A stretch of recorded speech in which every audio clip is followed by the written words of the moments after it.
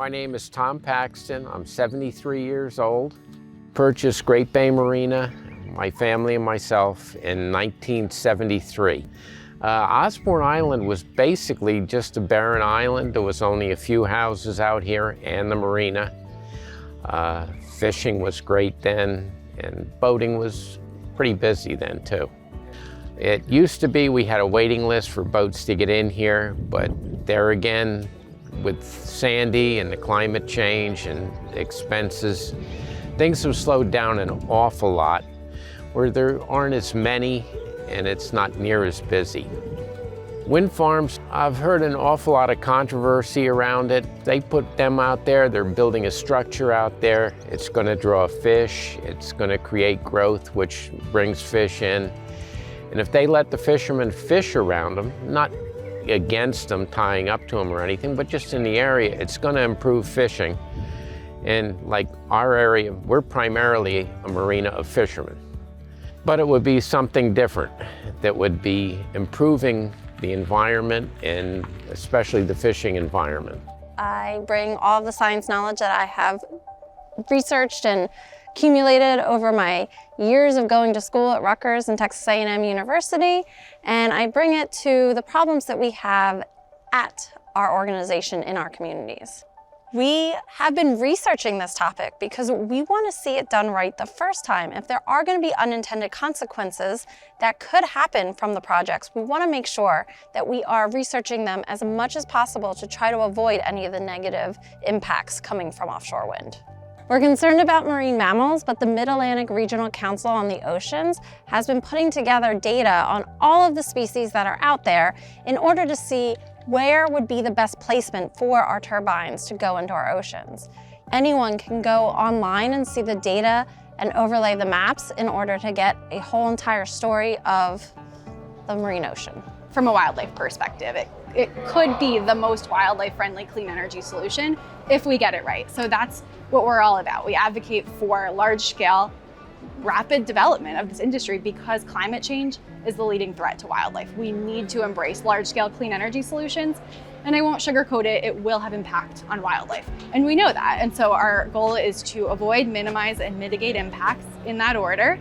And we engage on the details at every stage of development to advocate for things like coordinating construction schedules around wildlife migration patterns, to surveying an area to ensure that there are no endangered whales within a zone of loud construction activity, to reduce vessel speeds so that those navigating through the water, transiting crew back and forth, can ensure that they are not posing an increased risk to the wildlife in their path. Things like fisheries, our marine mammals, and our birds that are migratory species, and they move throughout the atmosphere and may be hit by the offshore wind turbine. More birds die from window impacts than they do turbines. They also get hit often by cars. Cars can cause over 6 times as many deaths as wind turbines do. The most important phase of protecting birds is in choosing the right location, right? So when we're talking about development offshore, particularly far offshore, so we at National Wildlife Federation are always advocating for development further from shore.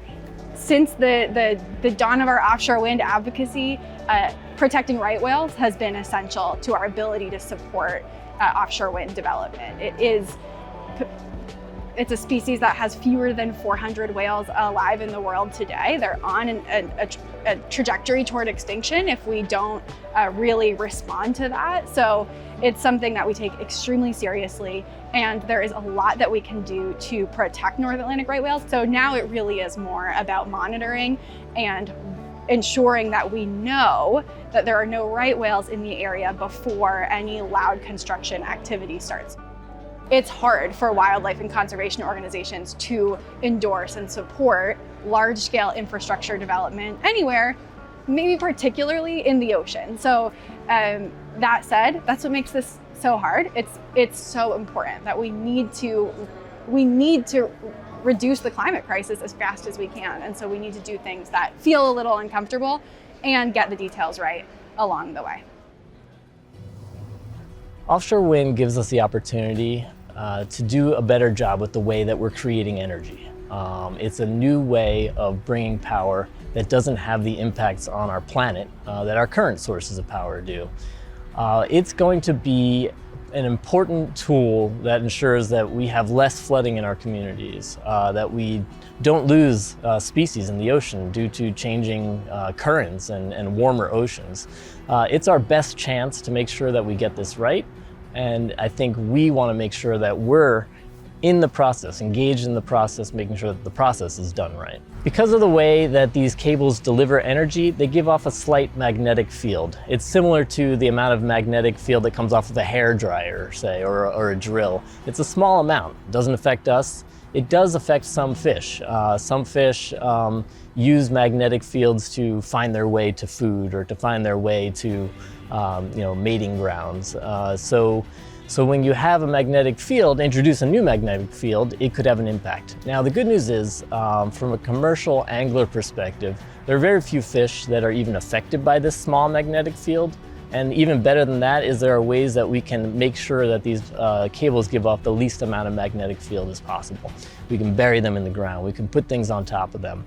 So any little effect that it has on the fish is further minimized by the way that we design the projects. I get asked a lot about fish migration, how it relates to subsea cable installation and what impacts there'll be. Also with offshore construction, like offshore turbines and stuff. And what we've seen over the last couple of decades working in Europe is that there really is none. Personally, I can attest to this, having spent hundreds and hundreds of hours witnessing the seabed, where these cables are laying and seeing fish pass harmlessly over the tops of it, making homes in and around it, using it for structure. Nothing more. Subsea power cables have been around for a long time. Almost as long as there's been electricity, we've had subsea power cables going across major important waterways, like the New York Bight, for instance, the Hudson River. There's dozens of cables that cross that. Chesapeake Bay, Delaware Bay, just to name a few locally. But this is nothing new. They're building a structure, and sea growth will grow on that. And that brings in little fish, bait fish, things like that. Then bigger fish come in, and hopefully even bigger fish. But it draws all different types of fish, from the sea bass to the tog, to the mahi, bluefish. Everything likes structure. I think it'll help the recreational fishing. It'll bring back a lot of the head boats, the charter boats, and the recreational fishermen in general. To the area. It'll be another structure. We already know from the Block Island wind farm, the turbines have been in the water since 2016, and they've created artificial reefs really quickly. I mean, within 6 months, there were like inches thick of mussels on the foundations of these turbines. Every time you go to the Block Island wind farm, there are a few fishing boats around each turbine. It's really productive fishing ground, but that means, more importantly, it's a really healthy ecosystem at the base of these turbines. So I was born at the shore, and I've lived at the shore my entire life. I was born in Red Bank, and I moved to Point Pleasant 2 years after that. I spent my entire childhood between Point Beach and Point Borough, and then I stayed in New Jersey for college and went to Rutgers. During Hurricane Sandy, which happened in my first year of high school, my mother's house in Point Pleasant Beach got flooding in the basement, which luckily it didn't reach the first floor of our house, but it did take out all of our utilities, so we were still out of the house for repairs for a while. My father's house in Point Borough, on the other hand, got 4 feet of water into the first floor, and my family was still there, so they were trapped upstairs until the waters receded, and it took us until 2018 to fully rebuild and get back into our house. So 8 years later, I'm living in Somerset, New Jersey, still by the Rutgers campus, and Hurricane Ida struck, and that resulted in flooding in the house that I'm currently renting up there, and displaced everyone who was living on the first floor of the house, myself included. So now it's 3 for 3 houses that I've lived in that have experienced climate-related flooding. So as is evident to shore communities, climate change and sea level rise are going to have a big impact on towns at the shore. New Jersey is one of the most profoundly affected, and will be the most profoundly affected states in the US by climate change and by flooding and sea level rise. Climate is often seen as a youth issue, and in many ways it is. Like all of the generations that have come before us, we're inheriting the world along with all of its problems, all of its flaws, all of the decisions that have been made by generations that came before us. And for many people in my generation, the future and how climate change will affect it feels very unsteady and uncertain. With the storms and stuff we've had over the years, especially Superstorm Sandy, seems like the seasons are changing. It used to be in March, the fishing started. Now it's more in April, and it goes longer in the fall. Normally around the first of the year, everything is done now. 20 years ago, everything was done before Thanksgiving and the fish had moved on. Because of extreme storms and the frequency of storms increasing. We also have flooding now as a problem inland, which we saw with Ida last year. The everyday people of previous generations built the parts of this world that were beautiful, not its problems. So this isn't just about us and the generations that will come in the future, but also about protecting what the generations in the past built. There is drastic changes. We're seeing different types of fish during the summer, more southern fish showing up here. It's kind of strange, you know, you see somebody bringing in this fish, and they look at it, what is it? You look in the book, and it's a fish that's normally caught in Florida. New Jersey's positives from wind farm on an economic basis is it's going to be a huge boon, not only to New Jersey, but particularly to South Jersey. Especially as the industry grows and the supply chain grows in the state, our union partners are going to be the ones making the turbines, potentially going to be making other components of the turbines like the nacelle, potentially all in the state. And those are going to be good paying union jobs, as well as the operations and maintenance folks are going to be people who are, you know, living in the state of New Jersey. Let's look outward. If we look outward, if we have less reliance, look at how high our gas prices are. That's fossil fuels. If we do this correctly, we can get a renewable source of energy that could actually be good for our pocket as well. So let's just look long term, and this can be really, really good, but we got to do it correctly. Rhode Island is home to the first offshore wind farm in the country, and we're very proud of that fact. And that's why we have a special kinship on the industry, because we want to make sure that as it was built union in the first place, we want to continue to build it union, because the labor movement is proud to be involved in a just transition to a clean economy. To both local businesses and to, of course, people who are working for the developers in a variety of ways. My name is Jody Stewart, and I work with New Jersey Resource Project and their sister organization, New Jersey Organizing Project. Prior to Superstorm Sandy, I worked in the marina trade for 25 years, believe it or not, selling bait and tackle from the bay to up the Mullica River, and I enjoyed it very much till after Superstorm Sandy, where businesses basically fell apart. There are plenty of people out there who are screaming they're going to ruin our view, our pristine view. And then there's people who say you aren't going to see it. I'm going to be honest with you all. You are going to see the offshore wind turbines, but then some days you're not going to see them so much. Then there are going to be those days that you won't see it at all. But the answer is yes, you will see them off in the distance. You know, one of the biggest problems that we see with people who are opposed to the offshore wind projects has to do with the visibility and the location of the wind farms. And what they fear is that it will have a negative impact on tourism, and maybe even more significantly for second homeowners at the shore, is that their property values will decrease.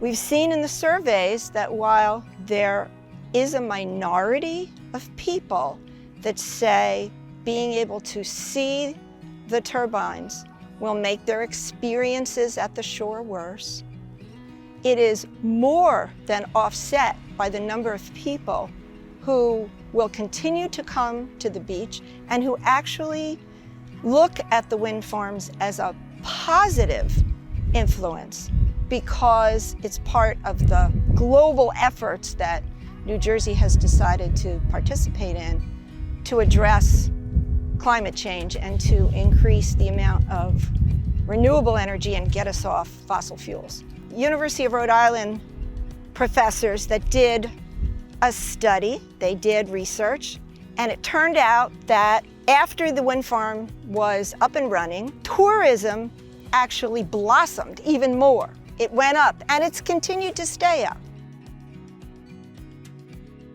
The process to develop offshore wind is long, and it's long by design. If we take the wind farm that is going to be built in New Jersey, that auction was held back in 2015.